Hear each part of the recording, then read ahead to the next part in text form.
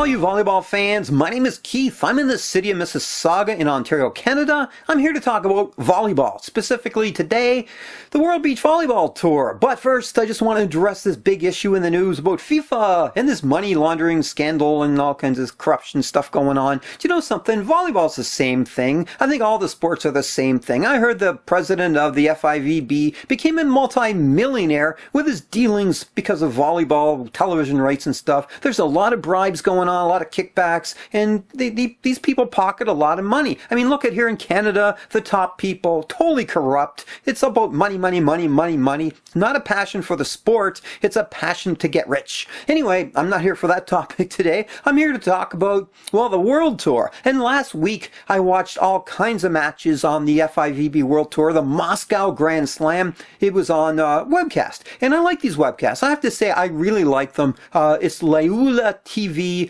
Yeah, they put them on. They have good quality. I mean, it looks really good on my computer screen and my TV screen. Yes, I split two screens because they have two matches at once. You can watch the main court or you can watch court 2 or both at the same time, which I normally do. So that's pretty cool. I like that part. Oh yeah. On Facebook, I'm reading these complaints about player rankings or team rankings. So I want to address that because it seems like people don't really know what's going on. First of all, of course, the team ranking is an average between the two players. Most times it's the same, but sometimes players don't play with the same partner all the time. Okay, anyway, 3 different factors. There's 3 different ways to do rankings. Did you know that? Okay, first off, entry points. What are entry points? Well, entry points come from a combination of, well, it comes from playing in all the tournaments and getting points. What it is the top 6 finishes out of your last 8 tournaments. So top 6 out of 8. So you can have a couple of bad results. They don't matter. So that gets you into the tournament or maybe get you into the main draw, the qualifications, depending on your entry points. But once you're there, once that's done, then you jump to ranking points.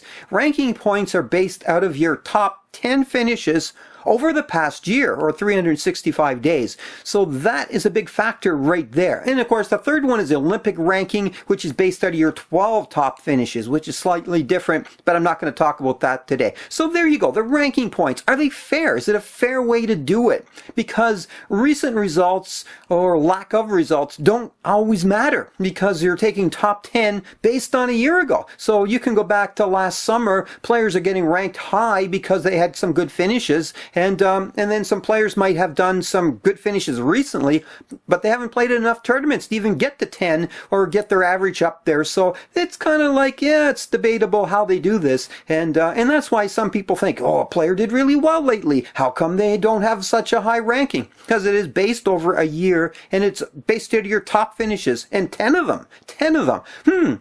One other factor, too, to keep in mind is that not all tournaments have the same point system. Like an open tournament is the small tournaments. And if you can do well in an open tournament, but it doesn't really help you too much. The Grand Slams have double points. So players doing well in Grand Slams, now they're really packing up the points, boosting their rankings and all kinds of stuff. So that's something to keep in mind. Okay, so they're the rankings. I don't know if you call it fair or not, but it's just how they do them. And they're a year of tournaments based out of your top finishes. And your top 10 finishes could be a year ago. Anyway, that's how it's done. Now jumping back to the webcast. The one thing I really don't like about the webcast is the commercials. Well, I said commercials. I should say commercial. Yes, there's only one and they play it over and over and over. It drives you crazy when you're watching the same commercial so many times. And it's not even in English for me. So, it's kind of a useless thing. Anyway,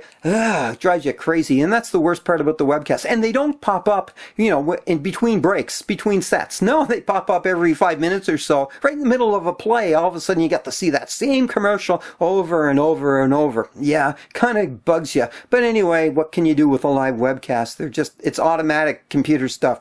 Not like you're watching television. Yeah. Oh yes, and the live webcasts, of course, are a single camera view. So one camera pointed in the same direction, constant picture. There's no announcers or anything. If you're on the main court, you can hear the announcer in the stadium giving instructions or telling what's going on. But otherwise, no. I was surprised in Russia they actually had an English, I can't even speak English, an English announcer, or announcements in English are kind of split. So that was pretty cool. So I like that part of it. And the one other really cool part too is, well, the time zones. I mean, this is in Russia, which means they start at 9 a.m., which is 2, 3 o'clock in the morning here in Canada. But then you get to watch these matches all morning long. And watching all morning is cool because, you know, there's no primetime sports on television here until later in the evening. So basically, you can just watch nonstop volleyball all morning, and it's pretty cool. Nothing else on to watch anyway.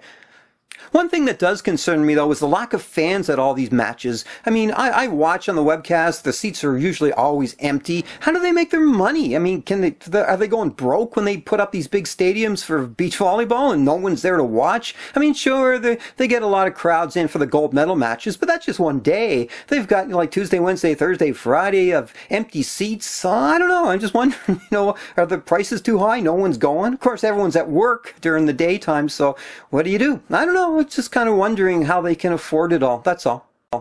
One other thing I'm noticing is that in Europe, they've got a lot of good teams there. I mean, these big, tall, strong teams coming out of nowhere. They're ranked really low, but they're really good teams. I figure that, you know, players can't afford to go on the world tour and go to all these cities, but when it's in Europe and the traveling isn't that bad, well, then they show up.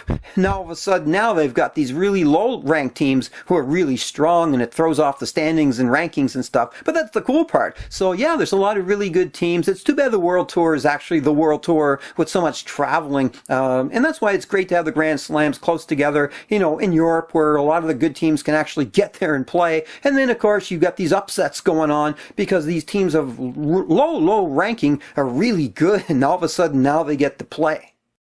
So to wrap it all up, yes, I've been watching a lot of beach volleyball lately, especially in the mornings. The Grand Slams are great. A lot of good teams playing. It's exciting to watch, and you get to see all the top players and teams and get to know them a little better. And this coming week, of course, another major tournament. I'm not sure what this major is, but it's much like a Grand Slam. A lot of good teams playing, and they're going to be in Croatia. So I'll be watching that via the live webcast. I think they're like a 6-hour time zone difference from here in Canada. And speaking of that, this is Keith in Mississauga. I'll be watching a lot of beach volleyball this week, that's for sure.